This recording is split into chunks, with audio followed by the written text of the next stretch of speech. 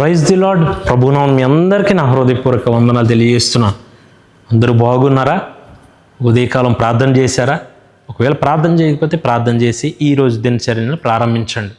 మన పరిశుద్ధ గ్రంథం నుంచి కీర్తనల గ్రంథం 121 అధ్యాయం 7వ వచనాన్ని మనం ధ్యానం చేసుకుందాం. ఏ అపాయమును రాకుండా యెహోవా నిన్ను కాపాడును, ఆయన నీ ప్రాణమును కాపాడును. ఈరోజు నీ జీవితంలో, నా జీవితంలో దేవుడు ఈ వాక్యము ద్వారా మాట్లాడాలని ఆశపడుతున్నారు. ఏ అపాయం నీ జీవితంలో రాకూడదంటే నీవు దేవుని యొక్క కంచె వేసుకోవాలి, ప్రార్థన కంచె. యోబు గారు తన కుటుంబానికి ప్రార్థన కంచె వేసినప్పుడు, సాతాను అనే వ్యక్తి అటాక్ చేయడానికి వచ్చినప్పుడు దేవుని దగ్గర పర్మిషన్ అడిగాడు. ఎందుకంటే యోబు గారు తన చుట్టూరు ఒక కంచె వేసుకున్నారు, ప్రార్థన కంచె.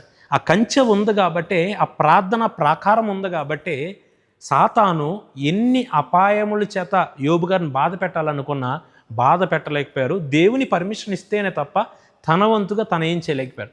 ఈరోజు నీ జీవితంలో నీవు దేవునికి పర్మిషన్ ఇవ్వగలిగితే, దేవునికి పర్మిషన్ ఇవ్వాలి అంటే మొదట నేను మనందరము ఒక మంచి ప్రొటెక్షన్ వేసుకోవాలి. అది ప్రార్థన కంచె వేసుకోవాలి. ఉదాహరణకి ఈరోజు నా దినచర్య వేరే ఊరు వెళ్ళాలని ఆశపడుతున్నాను. వెళ్ళేటప్పుడు ఏదో ఆదరబెదరకు టైం లేదులే అని చెప్పి వెళ్ళిపోయేవారుగా కాదు, కానీ మనం రెడీ అవ్వడానికి టైం కేటాయిస్తాం, మన పనులకు టైం కేటాయిస్తాం, కానీ దేవుని యొక్క ప్రార్థన చేసుకోవడానికి టైం కేటాయించాం.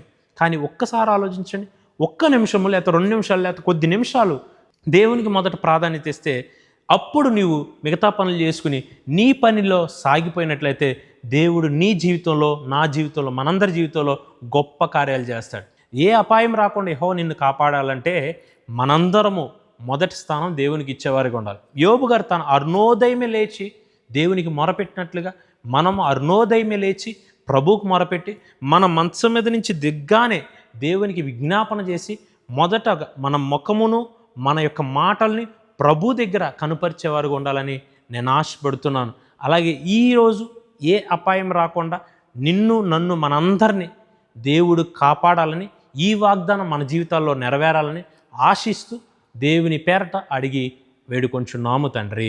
ఆమెన్. అందరికీ వందనాలండి.